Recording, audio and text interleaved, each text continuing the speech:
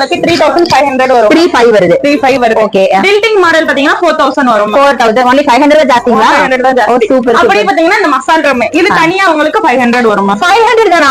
Chance இல்லங்க. 500 rupees நிஜமா நான் சொல்லக்கூடாது. இதுக்கு முன்னாடி நான் இப்ப யூஸ் பண்ணிட்டு இருந்தேன்னு சொன்னேன் இல்லையா, அந்த கிரைண்டர் இதே சேம் 1 லிட்டர் கெபாசிட்டி நான் 1200க்கு வாங்கினேன். அதனால எனக்கு ஆச்சரியமா இருக்கு.